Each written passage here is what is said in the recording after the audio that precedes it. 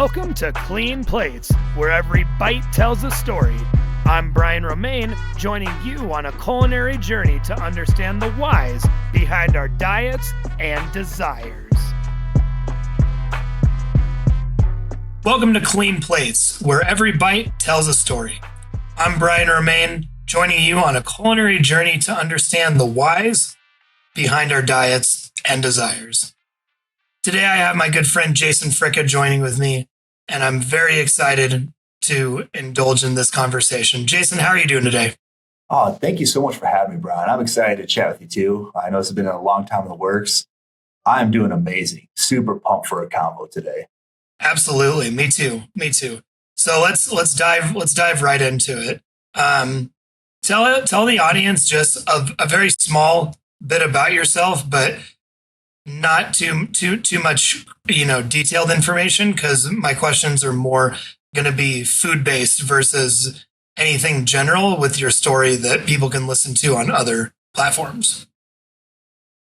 Sure. Yeah. So short intro.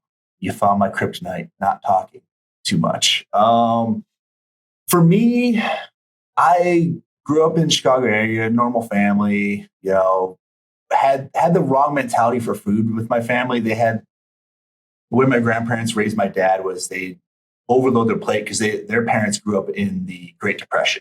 And that kind of trickled down to me and my family. So I carried those habits for a long time in my life. And up until recently, in the past 4 or 5 months, I started changing my diet because I realized it was super unhealthy. And with a kid, I want to be the best version of myself. I just had a newborn in December. That's kind of my motivation for finding better ways to eat sustainable food. Awesome. Yeah. So tell me a little bit more about growing up and eating. How was that based around your breakfast, your school lunches, etc.? Yeah. So it kind of varied in different points of life and who my dad was married to. So my dad and my mom divorced when I was about 3. And at that point in time, the food was just your normal breakfast. It'd be like processed cereal. Occasionally they do eggs and bacon. If I went to my grandparents' house, where I did almost every weekend, they'd make big breakfasts, they French toast. Basically anything to be super unhealthy for you. My grandpa loved to give to us as kids. He liked to treat us like grandparents do. And then for lunch, it ranged in terms of, again, where I was living. So I had an abusive ex-stepmom. And so it kind of changed little things. I'm not going to go into too much detail on that. But so some meals for lunch would be like a cheese sandwich, some white bread and some cheese, which I love cheese. So it's not the worst thing. But as a kid, you're like, come on, I want more. I want something cooler. Or it'd be in the heat of the summer, it'd be SpaghettiOs and warm milk. So it was one of those things where it's hit or miss. So there wasn't really a lot of proper nutrition going into it. And my dad had worked a lot. He worked 6 days on when he was working for Amtrak and 7 days off. So when he's gone for those 6 weeks, it was just whatever she felt like offering to me is what I eat. Now, when my dad was cooking, he treated it like my grandparents did. And their parents did. In that generation, because their parents went through the Great Depression, they appreciated food so much more. And their way of showing love was through food. So they'd load that plate up to unnecessary proportions. So my grandpa's standard meal would be a meat, a vegetable, some form of potato, plus a salad. And then you top it all off with whatever dessert he decided to have that day. And that's what we'd have for dinner when we have with him. Even my dad had the same mentality with food. He'd do this similar stuff, maybe not always as much, but it's still way larger portions of what you should have. That's kind of where my eating habits came from. Because of my stepmom, I was deprived of a lot of treats and sugars and stuff like that. And sodas, looking back, is actually a good thing, but it created some really bad habits. Once my dad and my ex-stepmom got divorced, I started to binge on Mountain Dew, like all the gross stuff, like all the gushers, you name it, all the sweets. And so I ended up turning into a fat kid after that. Like I gained a lot of weight and was really unhealthy.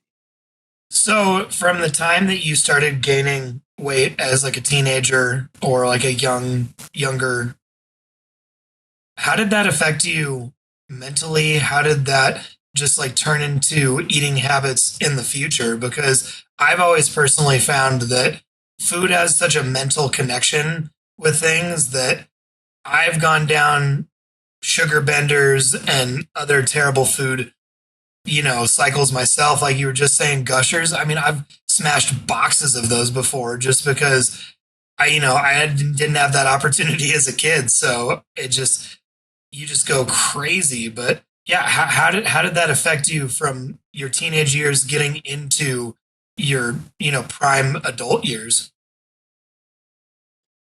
Well, it's interesting because I had a crazy high metabolism up until like I was 30. So it didn't really affect me as much physically. Um, it just, that's not true. I'd say high school, up until about high school, I was a little chunky, not like overly overweight, but I was that guy wearing, I'm going to date myself here, wearing Jenko jeans and oversized jerseys because I was self conscious of my physique. I was not one of those guys that worked out, didn't even think to work out. I made fun of people who worked out because that was my mentality at the time. And it's just something that I would eat when I was emotional and didn't realize as a kid. And of course, because I didn't have the stuff, it was just temptation. Like, oh, I can have candy now. So I just overindulged. But most of it is just a matter of self consciousness. I dressed different because the way I ate made me feel like I wasn't good enough for the people around me that I needed to hide.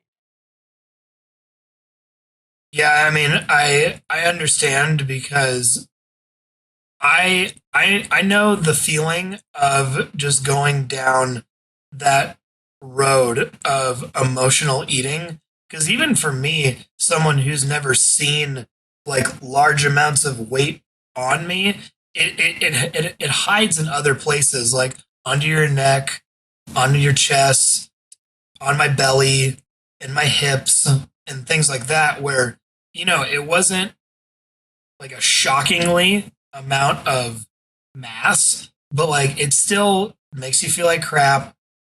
You go down that road over and over and over again because there's that dopamine that's getting hit every single time. So that I can relate to, as well as when I would, when I was a binge drinker, there's a lot of times where your decision making for healthy food goes right out the door and you just eat till the break of dawn when it comes to McDonald's and, fast food, sugar, donuts, all the above.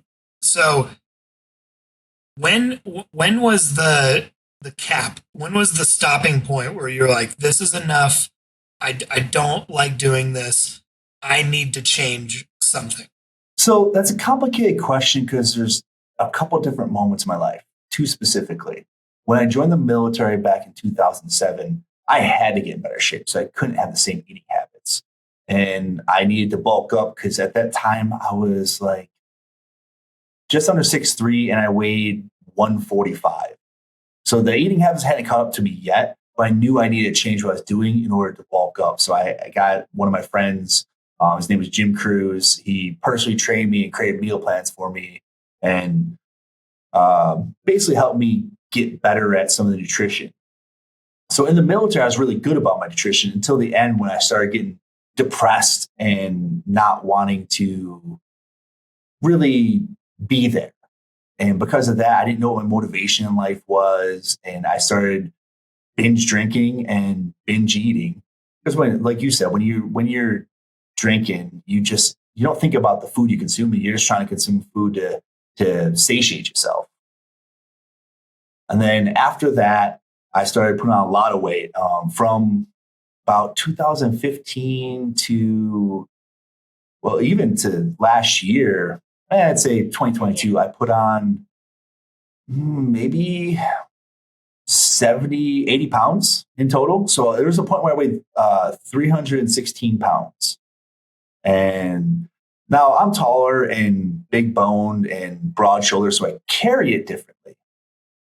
But I didn't feel good. I'd walk upstairs and be out of breath, which was embarrassing for me. I'd struggle to put shoes on, things like that. And really last year is when I decided, hey, enough is enough. I have to do something different. There's a lot of things that I need to see and do in life. And I can't do that if I'm in the shape I'm in. And really, my son was a huge motivating factor because I don't want to be the guy who can't bend over, pick up his son. I want to be able to go run with him, play ball with him, do whatever he wants to do and be able to handle the physical activity without ramifications. And it starts with that diet. I don't even want to say diet. I want to say healthy food choice. Without me changing those habits, I don't know if I'd be able to do that with it. Yeah, then that's great. I understand that completely just because Jordan was just born on Christmas Eve. Congratulations on that. I think it's a great motivating factor that your son is that prime example of who you want to set for. You want to be able to be a strong dad that's showing him as he gets older that those habits can start early. And I think we're a little luckier now than when you and I grew up because you're my sister's age and just I grew up right next to her, even though she's a few years older than me. Food that's super healthy really wasn't available in the sense like it is today. And I say that knowing that in the 90s produce was always available and healthy options and pretty general good food. Growing up, my dad would always cook a good protein, starch, vegetable, and, something maybe other, extra. But he always understood that balance of food. I think it was just for me that when I got to college and I started making my own decisions of eating is where it really started to go haywire because when you don't just have a fridge full of food that your parents bought and knowing that they don't want to destroy your, you know, intentions of growing up to be a healthy kid, it's easier because you're like, oh, I have chicken and yogurt and fresh vegetables and peanut butter and, all these things that my mom makes me. But, once you start making your own decisions, it's kind of a nightmare. You have to like really figure it out. Like I've had gut issues for quite some time now that I'm always trying to figure out. So my next question now is now that you have all these tools and you are learning, explain to the audience what those tools may be for you. What did you find that works the best, whether it's working out, food choices, when you eat, etc. Yeah. Well, before I jump into that, I want to make a comment on what you're talking about in terms of the food choices for you, like growing up. If you look at the grocery stores, because this has been fascinating. So back when we were growing up, the fresh food aisle was in the back of the store, not in the front. So you'd have all that bad food. That's where a lot of bad habits came from. Me growing up on my own was the same thing. And there's just something. Sorry to kind of go back to that, but no, this I love this. I love this. To me is that because it set people up for failure. And you look at all these aisles that are just loaded with unhealthy food, and then all the healthy produce is double the price of what it costs for the unhealthy stuff. So people who are in a budgetary bind, as much as they'd love to get that healthy food, they can't afford it. You're right. There's times where I had to choose the Easy Mac and Kraft mac and cheese, which is disgusting. Still say I like the flavor, but it's disgusting when you look at what it's actually made of. So sorry, Kraft, if you see this, but not sorry. Yeah. No, I totally get it. I get it because that's one of the things that. Oh yeah, I've had this conversation with my mother where, feeding 5 people in a household, that's hard. That's not easy. And, my Uncle Gary Yeah. always said that if you just stay on the outside of the grocery store, you'll be a lot better just because everything in those middle aisles that, 1 through 18, that's everything processed. That's everything overly, just denatured. Oh yeah.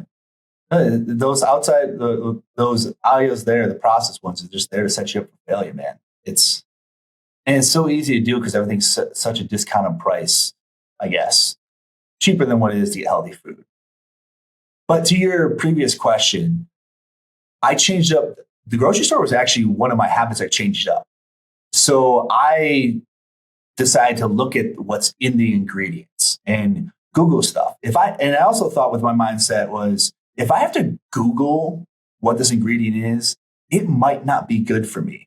And sometimes I was wrong, but most cases it's something where I didn't want it in my life. So if it's a big complicated term, it's not part of my diet. And it's something that I changed in the past 6 months. I just want to get really, really aware of what I'm putting into my body because I can't take care of myself if I'm not putting the right nutrients in. So that was the first step is paying attention to the food I put in my body, knowing what's the difference between whole foods and processed foods, how the sugars interact. And you mentioned gut health. I've had some gut health issues, actually recently too, more so just because of I messed up my diet again. And with the baby, you're just eating what you can at certain times. And I was consuming way too much caffeine. But one of the things I look to do, I started doing again now, is paying attention to the foods I'm putting in. So I'm looking at high fiber foods like fruits, veggies, whole grains, legumes. Then recently I started paying more attention because I never really understood gut health and how important it was for the rest of your body and how it affects everything. So I started learning about probiotic rich foods, things like your yogurts, I'm probably going to pronounce this wrong, but kefir, sauerkraut, kimchi, all those things. And then prebiotic foods, which I didn't even know existed. I didn't know what prebiotic was until I did some research. And so I found stuff that prebiotics basically just promotes the growth of beneficial bacteria in your stomach. And so things like garlic, onions, and asparagus, which I ate regularly, I didn't know was actually doing all this good for my body. And doing the research helped me set myself up for success with that. Now, I also had issues where I would snack at certain times, like I'd mindlessly graze, which is very, very common, especially in American society, where TV is such a huge prevalent thing. And while I was sitting there with my fiance watching TV, I'll just graze. I caught myself doing it yesterday. I'm not perfect, it's a work in progress. Yeah. But I'm more aware of the things that I'm doing. So I'll be watching a episode of TV and then I'll catch myself just going ham on some chips. And even if they're healthy chips, still eating at certain times is not going to be beneficial for you. There's a certain point where you want to cut it off because certain foods can affect your sleep and everything as well. And those are things that I added in. So I was really elongated answer, but it's a complicated question for me to answer too. No, and then working out too. No, absolutely. Yeah, I understand that just because, again, even for someone who on the surface doesn't have extra weight to carry around, people don't understand that A, skinny fat is still a very real thing. And B, no matter how big, how much mass, how much weight you're carrying, that can look so different for so many different people metabolically, depending on your blood work, what you're eating, the journey you're going through, whether it's weight loss, muscle gain.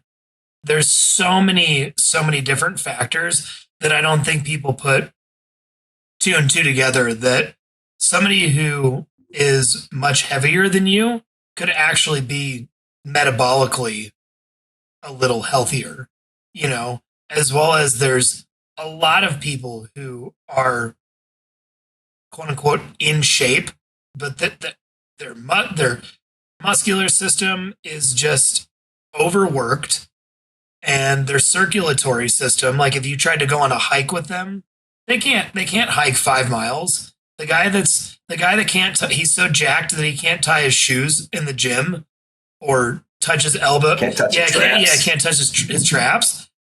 There's no way that he could go even a mile up in elevation. So, I mean, you really have to hybrid yourself and really train, no matter if you're here in Colorado or you're in the flatlands of, Kansas, where I'm from.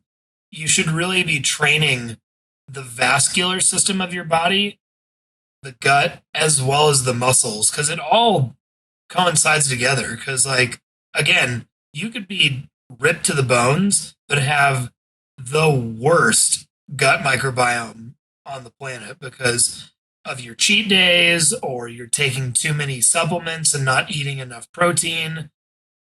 There's a lot of, again, yada, yada, yada. But Yeah, and absolutely. The food we eat affects our workouts in so many different ways too. So I love the idea behind this podcast to learn more about it because I've learned just certain foods that I'm eating are affecting how much energy I have in my workouts and why my recovery is either going faster or slower. And something that I'm trying to be more aware of. absolutely. I mean, I'm trying to learn more. That's why I love the gym that Bobby and I currently go to at South Denver Fitness with Kyle, because Kyle, as a coach, is very aware of what you're eating after you work out and is very mindful and reminds you, like, hey, man, like, you weigh this much and we just did this workout and you've had this much water. So I'm going to just suggest you eat this much protein at least after this workout. And so it's just like, great, and shout out to Tyler Holt, for putting me on this amazing meal plan that is such a good, slow working progress and gains in the best way possible, because the way that I eat on the plan that he has me on with my working out is a perfect progress of what I'm now seeing. So again, shout out to Tyler Holt. Heck yeah, he created me a meal plan too. He is a diamond. He's like that dude. What an absolute gem. Perfect way to put it. Yep. So segueing into now current Jason. Jason has everything in front of him and he's learning all of these different things every day as he goes. What's kind of your favorite hack? Like, what are some of your favorite things that you've learned that, like, really, like, whether it's a company that you're using or just a regiment that just makes you click? So I can answer both those with one company. So one of my hacks is simplifying everything for myself, whether it's working out or eating. I take the obstacles out of my way. So for the morning, I used to struggle making healthy choices. Well, when we did Running Man back in October last year, I came across a gentleman by the name of Matt Ricard, and who works for Organifi, as you know. And so he's helped me make some better decisions in what I put in my body first thing and throughout the day. So my first thing I do is I have a healthy protein shake. So I use their hard KLL. Oh, hard to kill. Hard to kill. Yeah, I just had. Yeah. I literally just had the shake right before this podcast. Ah, nice. Yeah, I'm a big fan of vanilla. I tried the chocolate and it's really good, but the vanilla just. I'm always been a vanilla guy. Chocolate's always hit or miss for me when it comes to protein powders. And he sent me the vanilla one, and I love it. I love it. Yeah, and same thing. I'm predominantly a vanilla guy, but I also want to try both products so I can speak on both ends.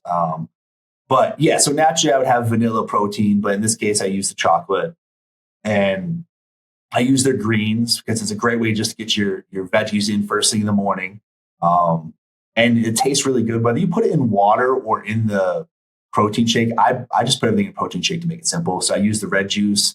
Being that I have a newborn, I need all the pick me up I can first thing in the morning. So I throw the reds, I throw the greens, I throw in some I want to say it's like PB2, whatever that peanut butter powder is. I forgot the exact No, title, it's yeah, but I think it's just tastes like called PB heaven. or PB2. Stuff's great. I've made Yeah. I've made like a more liquidy kind of peanut butter to put on like these pancakes that my friend Lauren Kansky showed me. You just do 2 eggs and a banana and you mix them up and it makes like the Hmm. best pancake I've ever had in my life. And then you put some of that PB powder on there in a kind of liquidy form and you've got yourself a very protein packed breakfast. Put some bananas on there, dude. Say Nice. less. Yeah. I mean, that sounds amazing. By the way, I'm gonna have to try that sometime. But yeah, so I use that, and then I use cranberries, a cup of mixture of cranberries, strawberries, and blueberries, just for the probiotics and prebiotics, and then I use kale. I throw kale in there too, and that's typically what I put in my morning shakes. It starts my day off on the right note. So even if I mess up at other points of the day, at least I know I started my morning off right, my nutrition off right. It makes me, for me, it's like ticking a box. I feel Yeah. great on the day. It's Yeah. already a victory. Um, that's really the biggest thing for me is making it simple. I meal plan for the week. I do that either on Saturday or Sunday. I'm prior military, so it's very easy for me to meal plan. I don't need to have the fanciest meals for each meal. I know you're a culinary guy, so you want to have you probably pay more attention to flavors of the food. Like I can cook really well, but for me, it's just about sustenance. So I'll make Chipotle black bean burgers from hand, and I'll make enough to where I can consume enough protein with it. I'll make um, this chicken tomato black bean mix that I just throw over rice for lunch or over salad for lunch. Just little things that I set up for each day of the week and to keep myself on a healthy path. Now, it's not perfect. Sometimes I'll break from it. I'll have a slice of pizza or two. I'll have a piece of cake. Like I'm not trying to diet. I'm trying to change my lifestyle choices. But I also want to enjoy life because I only get one of them. No, I love that. I just saw a post from Nick Bear, I think just this morning, if not last night, that was like, you know what? Like every now and again, man, just indulge. Okay. Have the slice of pizza with your family. If they're all together, you haven't seen anybody in years or months, and that's what you're doing. Have a slice. Don't have five, but just have a slice, have the drink, have the Coke, the Coca-Cola, the like whatever. Like life is about enjoying it and not just restricting yourself so much that it's actually like debilitating you. But like don't do it every single day all day because that's when you start feeling the effects of it. But dude, I don't drink alcohol anymore, but man, every now and again I love a bottled Mexican Coke. Like that is so good, ice cold out of the like all frosty. Say less. Say less. Every now and again, a morning, a nice warm donut and a cup of coffee. Shut it down. Ooh, It's yeah. but A voodoo donut. You gotta get dude, fancy. I'm You gotta get telling that you, dude, voodoo a nice donut. maple bar or whatever. Like, don't go insane. That's the whole point. Is really finding those those 95-5, those 90-10 moments where you're just doing mostly good, and then every now and again you want to do something. But yeah, just remind yourself that portion control and you know moderation. So Well, and let me jump in yeah, please, real quick. Sorry to please, no, interrupt dude, you. you're good. But since you mentioned like portion control, um, as you know, I have my own podcast Yes. and I did an episode on blue zones. And one of the things I don't recall the exact term of what they call it, but it's an 80-20 rule. And so you only eat until you're 80% full. And that's been huge for me, making sure that I'm not overeating because if you get to 100% full, you feel gross afterwards. That's how you get That's a good the point. itis is what we call it, you know? I can eat with better habits now.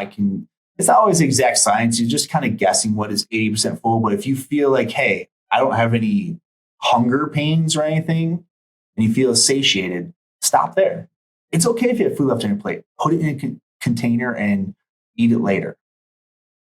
I've been better about actually portioning it properly too. Yeah. So I don't have that, because initially that was part of the problem. I was like, oh, my portion is too large for what my stomach wants or needs. But yeah, sorry to digress. There's one of those things where when you mentioned that, I was like, ooh, this is something I learned that was huge for me. It still is. No, I love that. My final question would be to you is, what are your goals this year that revolve around your eating habits as well as your lifestyle habits? Oh, great question. Love it. So I have some big goals for this year. It's going to couple different goals. So one, and I'm working with Tyler on this, my mobility. I need to drastically improve my mobility. My hamstrings are like a 90-year-old's hamstrings. So it's insane how inflexible I am. So I want to work on that. And that's going to come with diet too.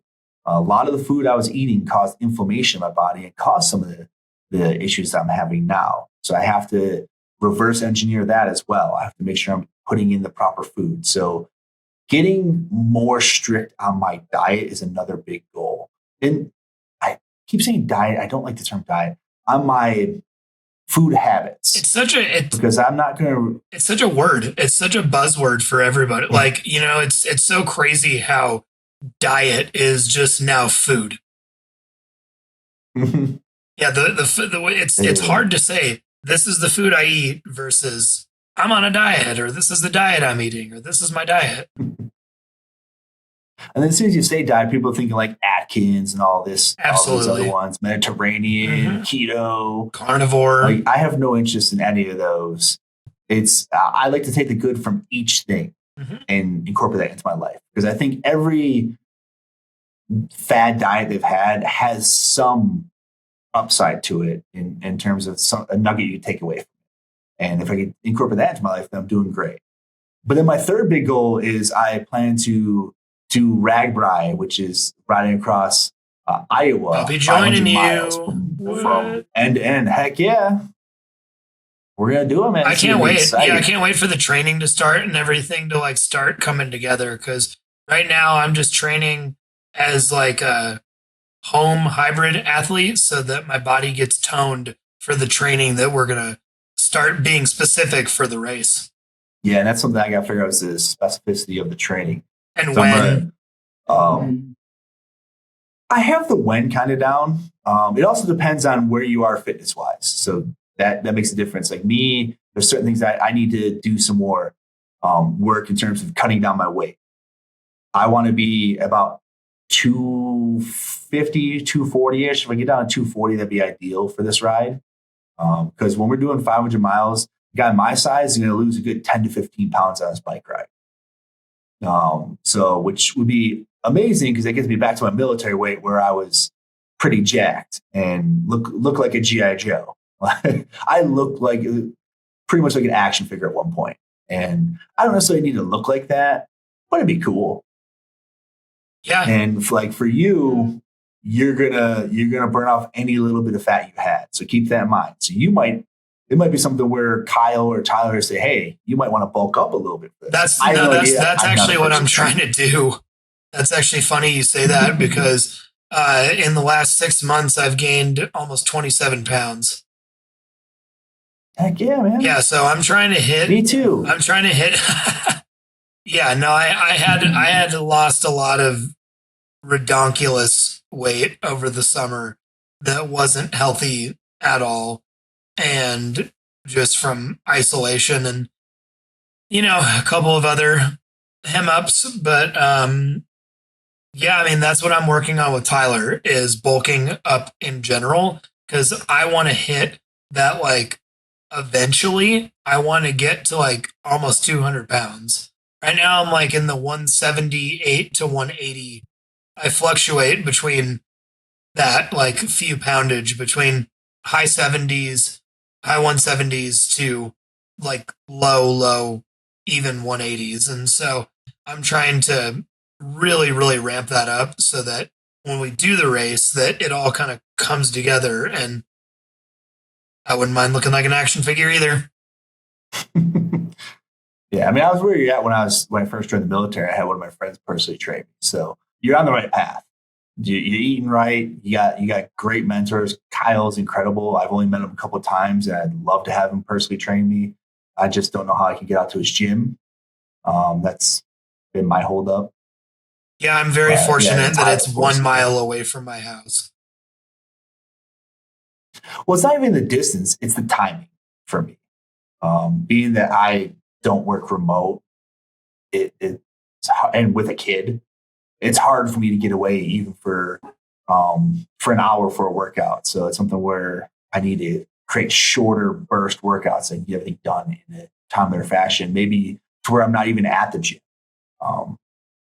But yeah, nonetheless, those are my big goals, man. Like flexibility, continuing with my food plan. Like I want to make sure that I'm putting the right stuff into my body. And then of course the misogi for the year is Ragbri. Dude, I'm pumped for that. It's gonna be such an experience. It's gonna be life changing.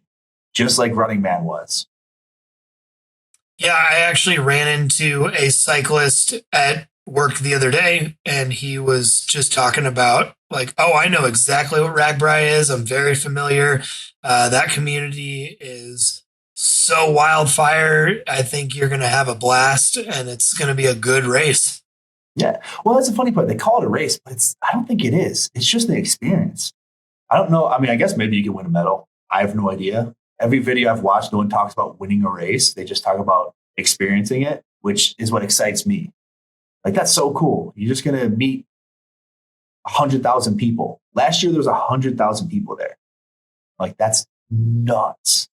It's going to be 100,000 potential new friends. Yeah, new friends, a networking kingdom, bonfire burritos. I've talked to them slowly about it, so I'm just watering that seed. There's nothing final as yet, but I'd love to get them involved, full circle, talk to Sean more, Bobby. I mean, we're going to have everybody involved. Jessica wants to be on the trailer with everybody. We're going to get a sauna, a cold plunge. Like, I'm manifesting all of it with you, buddy. Yeah. Well, and I'm talking to Sean on Thursday, so I'll let you know more about that. And the sauna is actually a lot easier for this. We don't have to get a trailer anymore because the sauna, well, maybe for the plunge, I don't know. I think sweat tent. Exactly, sweat tent. That solved so many questions I had in terms of logistics. It was amazing when I learned about sweat tent. I was like, yes. Yeah, because we can reach out to them because I'm building my relationship with them because Jessica's and I's ships out on the 1st of February. I've been using the full circle one for just the last week. Bobby was kind enough to let me use it for my birthday and like the week after. And so we'll get them involved because we'll just have to haul wood or get wood at other places, and that it's going to be such a great experience. Oh, heck yeah. Cool. Well, Jason, thank you so much for just chopping out some time with me and really sharing with my audience on this beautifully first guest to guest podcast, or host to guest podcast, I should say, that you just shared your story, you shared your goals, you shared your hacks, you shared your nutrition, your balance, and I just can't thank you enough for coming on today. Oh, of course. I was very grateful that you reached out to me to do this. So I'm happy to hop on, and I was just excited to have a conversation with you. So thank you for your time. Thank you. Thank you for joining me today on our flavorful journey here at Clean Plates. If you enjoyed our exploration into the world of food and the stories behind our eating habits, be sure to subscribe where you get your podcasts. And don't forget to share your own food stories on my personal page at Brian Waterleaf or the Clean Plates podcast page on Instagram. And remember, every plate has a story and we are here to discover them together. So stay curious, keep exploring, and continue to nurture your relationship with food. I'm Brian Romaine, And until next time, keep your plates clean and your hearts full.